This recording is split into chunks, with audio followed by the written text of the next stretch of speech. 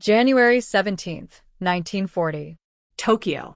The Imperial General Staff Headquarters, ****. The ink was still wet on the maps spread across the mahogany table.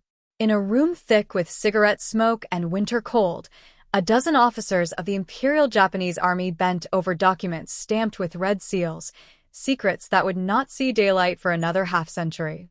Outside, snow fell silently on the capital, muffling the sounds of a city preparing for a war it did not yet know was coming. Inside, under the harsh glare of electric bulbs, men with drawn faces and tired eyes sketched the contours of an invasion that would never happen, the conquest of the American mainland. The plan had a name, though it would remain hidden in classified archives until the 1990s. Operation Cherry Blossoms at Night. Operation Downfall Reverse. Documents with bureaucratic titles that concealed apocalyptic visions. On paper, in meticulous Japanese characters, the strategists of the Imperial Army had outlined how an empire of islands might subjugate a continent. They calculated tonnage and divisions, mapped beaches and rail lines, estimated casualties in the millions. They planned for what would come after Pearl Harbor, after the Philippines, after the expected American collapse. They planned for victory. They planned for occupation. They planned for the remaking of a nation in the image of the rising sun. But in January 1940, these were only plans. Ink and paper. Dreams of empire written by men who believed the future could be controlled through discipline, through sacrifice, through the purity of spirit they called Yamato Damashii, the soul of Japan. They had studied the maps of California and Oregon, the harbors of Seattle and San Francisco. They had read reports on American industrial capacity, on the softness of democratic culture, on the racial divisions that might be exploited. They believed they understood America. They believed they could defeat it. They were catastrophically wrong. To understand the scope of Japan's secret planning, one must first understand the context of Japanese military thinking in the years before Pearl Harbor. The Empire of Japan in 1940 was a nation transformed by rapid modernization and intoxicated by recent military successes. The invasion of Manchuria in 1931 had been swift and relatively bloodless. The war in China, though dragging on longer than expected, had demonstrated the superiority of Japanese arms against vast but disorganized opponents. The military class that dominated Tokyo's, the government, had internalized a dangerous lesson: that superior spirit could overcome superior resources. That the will to sacrifice could defeat the will to comfort. That Japan, though small and resource-poor, could through sheer determination carve out an empire spanning from Siberia to Australia. This was not mere propaganda. The officers who planned Japan's expansion genuinely believed in the spiritual supremacy of their cause. They had been raised on stories of samurai who had defeated numerically superior enemies through discipline and courage. They had witnessed the seemingly miraculous victories over China and, decades earlier, over Imperial Russia in 1905, a victory that had shocked the world and announced Japan's arrival as a modern power. Why should America be different? America, with its jazz music and Hollywood films, its mongrel democracy and worship of material comfort. America, which had never known invasion, never faced total war on its own soil. America, they believed, would crack like an egg once struck hard enough. The planning documents reveal this mindset in chilling detail. A 1940 memorandum from Colonel Tsuji Masanobu, one of the Army's most aggressive strategists, outlined the psychological vulnerabilities of the American people. The Americans are divided by race and class, he wrote. Their Negro population harbors deep resentment. Their labor unions fight their capitalists. Their people know nothing of sacrifice. A series of swift defeats will shatter their will to fight. They will sue for peace within a year. Another document, stamped with the seal of the Army General Staff, estimated that the seizure of Hawaii and the bombing of West Coast cities would trigger panic and possibly revolution. The American regime, built on the false promise of endless prosperity, cannot withstand prolonged hardship, the analysis concluded. Once their Pacific Fleet is destroyed and their cities burn, the political structure will collapse from within. These were not fringe opinions. These were assessments produced by Japan's best military minds, Men who had studied at the war colleges, who had observed Western militaries, who had devoted their lives to understanding how wars were won. And they were fundamentally, disastrously mistaken. The invasion plans themselves were elaborate and, in their way, impressive. Japanese military planners had identified several possible scenarios for landing forces on the American mainland. The most developed of these, found in documents declassified in the 1990s, focused on the Pacific Northwest. The logic was straightforward. Washington and Oregon were lightly defended, separated from the American industrial heartland by thousands of miles of mountains and desert, and home to crucial lumber and aluminum industries. Seize these states, fortify the Cascade Range, and Japan would have a foothold from which to negotiate a favorable peace, or from which to launch further operations southward into California. The plan called for an initial assault force of 200,000 men, transported in waves across the Pacific once American naval power had been neutralized. Engineers would land first, securing ports and airfields. Then would come the infantry divisions, battle-hardened from China, fanatical in their devotion to the emperor. Artillery would follow, and tanks, and the entire logistics apparatus necessary to sustain an army of occupation. The planners estimated that the initial landings could be accomplished in 3 to 4 weeks, assuming surprise and American disorganization. Resistance from local militias and hastily mobilized National Guard units would be fierce, but ultimately futile, they believed. American soldiers, the documents noted with something approaching contempt, were soft. They had not known war. They would break quickly once faced with men who had embraced death as a path to glory. Phase 2 of the invasion would begin once the beachhead was secured. Japanese forces would push inland, seizing control of highways and rail lines. Key cities, Seattle, Portland, Spokane, would be occupied. American prisoners would be used as forced labor to support the Japanese war effort. Local populations would be subject to re-education programs designed to break their attachment to democratic values and instill acceptance of the greater East Asia co-prosperity sphere. Those who resisted would be dealt with harshly. The planners did not hide from the implications of what they were proposing. Mass executions, forced relocations, the systematic destruction of American cultural institutions. All of this was considered necessary and acceptable in pursuit of final victory. But even as they planned, cracks appeared in the logic. A naval staff officer, Captain Yamamoto Isoroku, who would later command the fleet at Pearl Harbor, filed a dissenting opinion in late 1940. "I've seen America," he wrote, having served as a naval attaché in Washington years earlier. "I have traveled from coast to coast. I have seen their factories and farms, their highways and skyscrapers. To invade America would be to awaken a sleeping giant. We might win battles, but we cannot win such a war." His warning was noted and filed away. The momentum toward conflict was too strong to be halted by one man's doubts.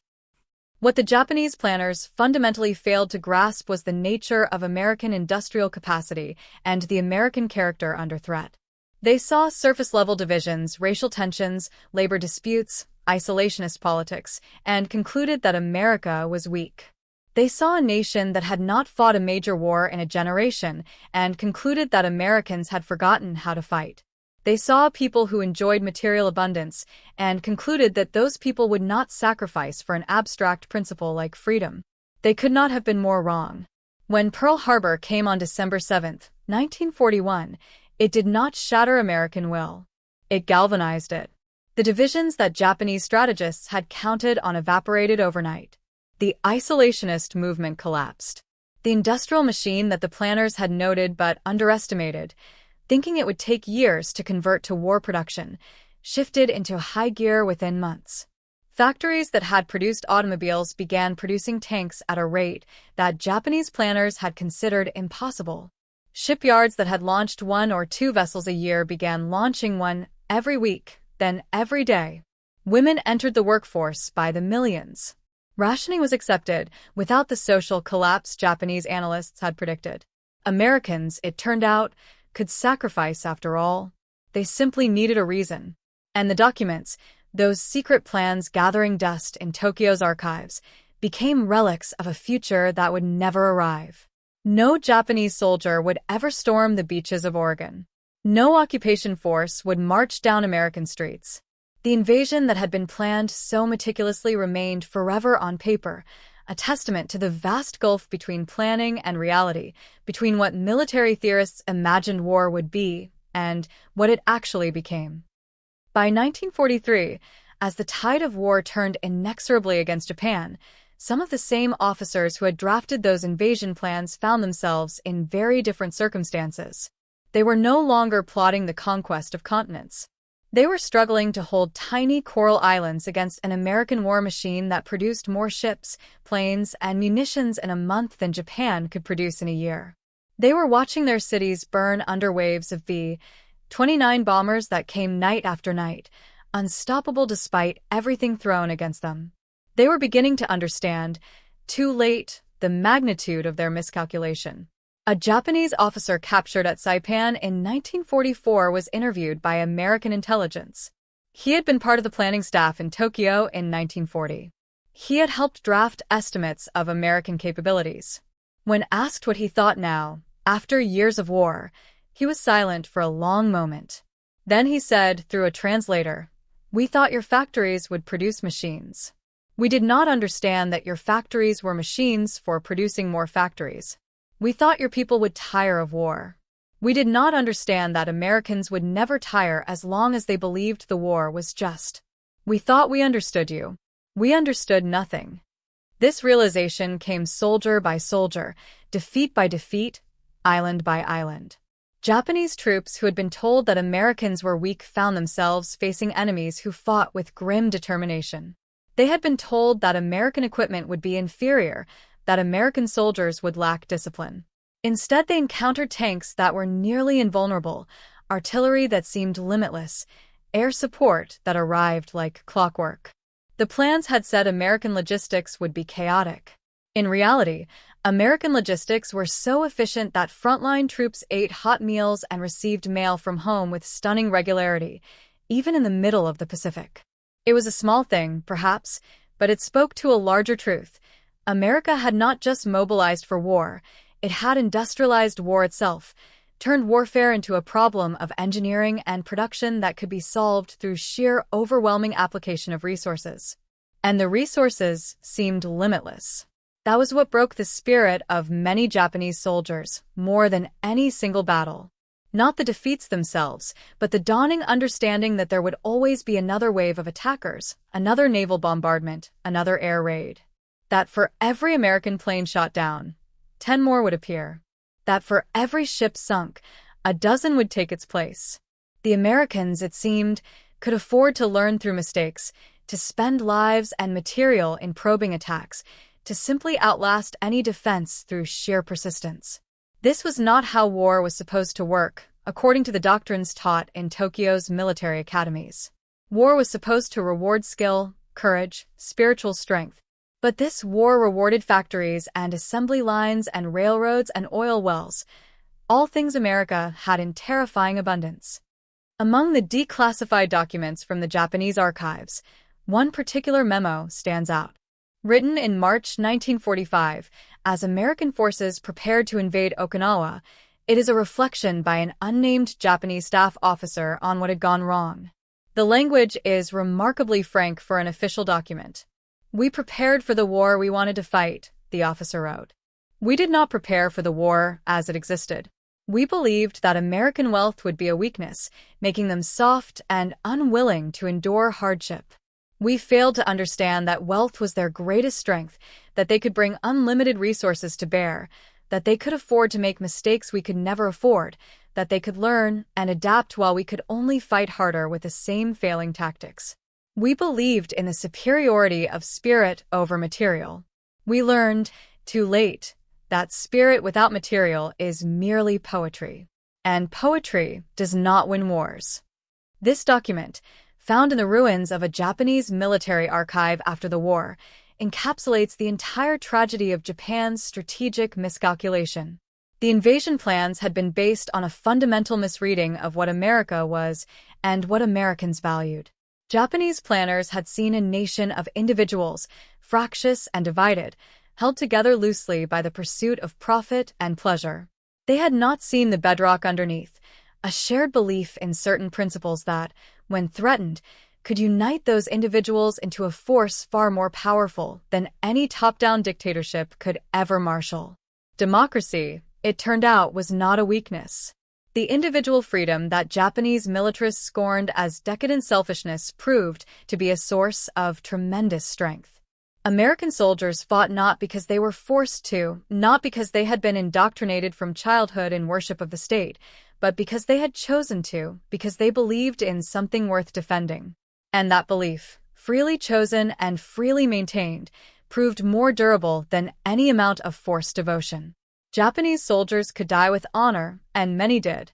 But American soldiers could die for a cause, and then more would come, and more after that, because the cause itself was self-sustaining in a way that imperial ambition could never be. The secret plans for invading America included detailed provisions for occupation and re-education. Japanese administrators would be installed in American cities.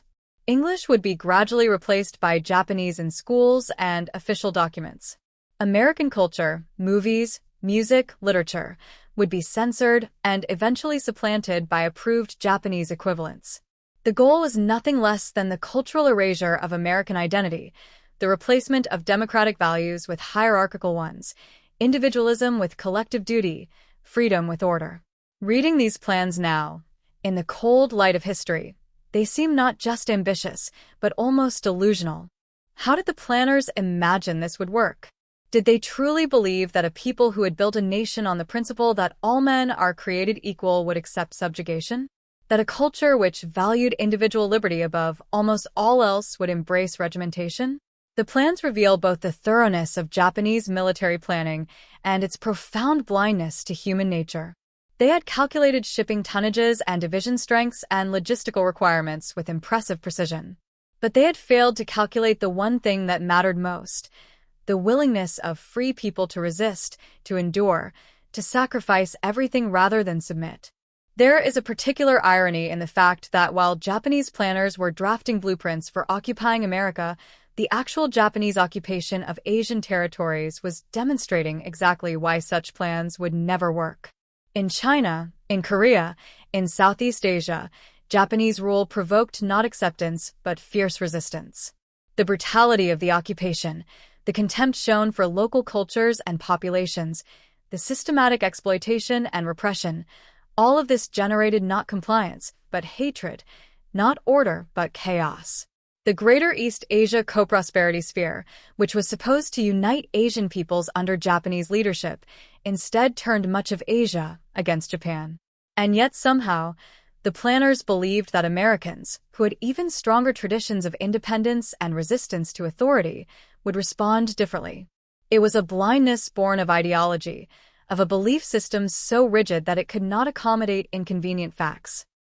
Among the most chilling aspects of the declassified documents are the sections dealing with special measures for dealing with American resistance.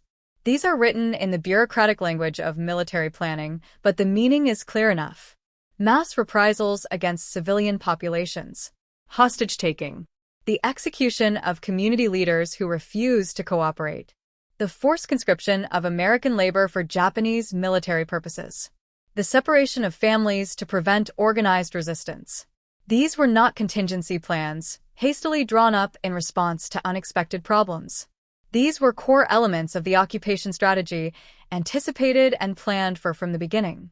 The documents reveal that Japanese planners had studied the Nazi occupation of Europe and drawn lessons from it.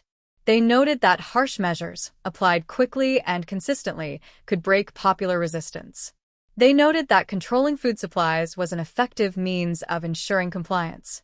They noted that the execution of hostages, while potentially generating short-term backlash, could be effective in preventing future acts of resistance if applied systematically and publicly. In other words, they had not just planned to invade America, they had planned to terrorize it into submission. What they had not planned for, because they could not conceive of it, was the possibility that such measures might fail. That the more brutally you oppress a free people, the more determinately they resist. that martyrs inspire rather than intimidate, that America in 1945 was not Europe in 1940, and that the very distance that made invasion so difficult would make occupation impossible. The logistics of holding hostile territory thousands of miles from your home base, with no possibility of reinforcement or resupply, with an entire nation of armed civilians who knew the terrain and were willing to fight. None of this was seriously considered in the plans. The planners had assumed that initial military victory would lead inexorably to political submission. They had assumed wrong. As the war ground toward its conclusion in the summer of 1945, the invasion plans took on a different character. No longer were Japanese strategists planning how to conquer America. Now, they were planning how to make America bleed so badly in the invasion of Japan that the Americans would accept a negotiated peace. Operation Ketsugo, the defense of the home islands, called for every man, woman, and child to resist.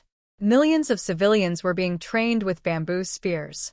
Children were taught to throw themselves under American tanks with explosives strapped to their bodies. The entire nation would become a weapon aimed at breaking American will through sheer attrition. But this plan, too, was based on a fundamental miscalculation. Japanese military leaders believed that Americans, faced with the prospect of millions of casualties in an invasion of Japan, would choose a negotiated peace that would allow Japan to retain some of its conquests, to maintain the imperial system, to avoid total defeat. They believed that American public opinion, which they had always seen as fickle and emotional, would turn against the war once the casualties mounted. They believed they still had cards to play. They did not understand that they had already lost. That the American leadership had decided on nothing less than unconditional surrender. That the American people, having committed themselves to total war, would not accept anything less than total victory. And they did not know about the Manhattan Project, about the weapon that would make the invasion of Japan unnecessary, that would end the war in fire and radiation and apocalyptic horror.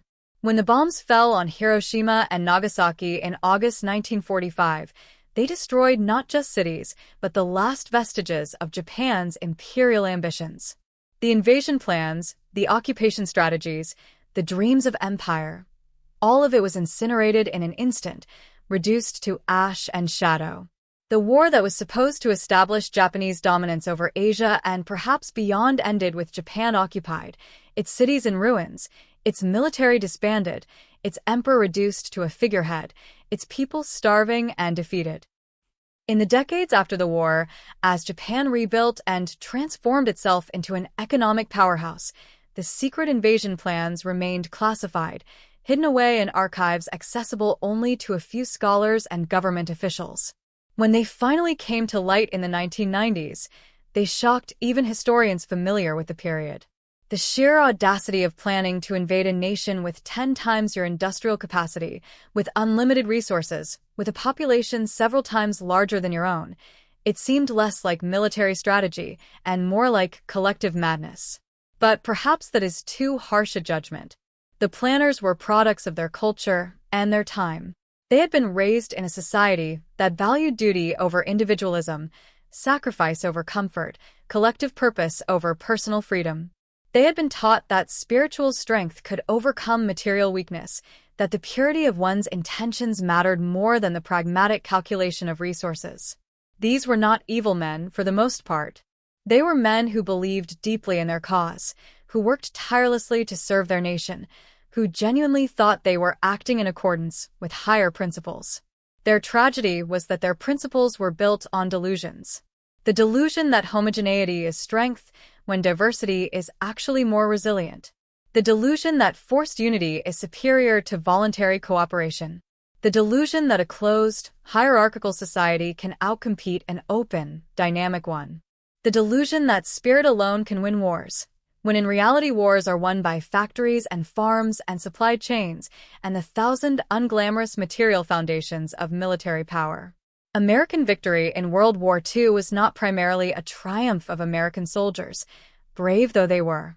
It was a triumph of American industry, American logistics, American abundance.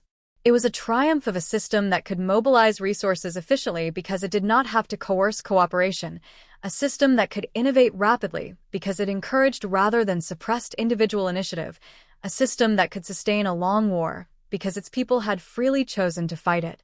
The Japanese invasion plans failed not on the beaches of Oregon, but in the fundamental assumptions that underlay them. They failed because they were based on a worldview that was, at its core, incompatible with reality. There is a particular document among the declassified files that haunts the reader. It is a diary entry, not an official report, written by a young Japanese lieutenant in early 1945. He had been part of the planning staff in 1940. He had worked on the invasion scenarios, had calculated tonnages and timetables, had believed in the cause with all his heart. By 1945, he was stationed on Iwo Jima, waiting for the American assault that everyone knew was coming. His entry, written in the weeks before the battle, is a meditation on failure. "We were taught that Americans love life more than honor," he wrote. "That they will always choose comfort over sacrifice. That they lack the spirit to endure hardship. I believed this. We all believed this. Now I stand on this volcanic rock waiting for them to come, and I know we were wrong about everything. The Americans I will face tomorrow do not lack spirit. They do not lack courage. What they have and what we never understood is that they fight for something real. They fight to go home, to return to the lives they love, to preserve a world where their children can grow up free. We fight for glory, for honor, for the emperor. But glory is an abstraction. Honor is an abstraction. The emperor is a man we have never met. The Americans fight for concrete things, for their farms and their cities, their families and their futures. And concrete things, it turns out, make for more powerful motivations than abstract ones." He died in the Battle of Iwo Jima 3 weeks later, one of more than 18,000 Japanese soldiers killed in a fight for an island that no amount of spirit or sacrifice could allow them to hold. His diary was found by an American Marine and eventually made its way back to Japan decades after the war. It stands now as a small, poignant epitaph for a generation that was sent to fight an unwinnable war by leaders who had mistaken their own propaganda for reality. The story of Japan's secret plans to invade America is, in the end, a story about the limits of military power divorced from political and economic reality. It is a story about what happens when ideology overwhelms analysis, when wishful thinking replaces honest assessment, when the desire for a particular outcome blinds planners to the facts that make that outcome impossible. The Japanese military leaders who drafted those plans were not stupid men. Many were brilliant in their way. But brilliance in service of flawed assumptions produces only elaborate failures. And the assumptions were flawed, at every level. The assumption that Americans were weak because they were prosperous. The assumption that democracy was fragile because it allowed dissent.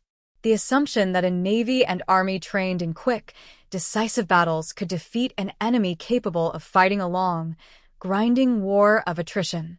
The assumption that occupying a hostile nation of 130 million people spread across 3,000 miles of territory was even remotely feasible. Every single assumption, when tested against reality, proved false. The invasion plans themselves, those yellowing documents with their meticulous detail and elaborate charts, have become artifacts in museums now. They are displayed behind glass, relics of a war that ended 3/4 of a century ago. Visitors look at them with a mixture of curiosity and incomprehension. How, they wonder, could anyone have thought this would work? How could trained military professionals have so thoroughly misjudged the situation? The answer is both simple and terrifying, because they believed their own mythology. Because they had constructed a worldview in which they were destined to win, and they selected and interpreted information to support that worldview while dismissing anything that contradicted it. It is a warning that echoes across history. Military plans are only as good as the assumptions underlying them. Strategy divorced from reality is not strategy at all, merely fantasy. And fantasy, no matter how elaborate or carefully detailed, cannot survive contact with the real world.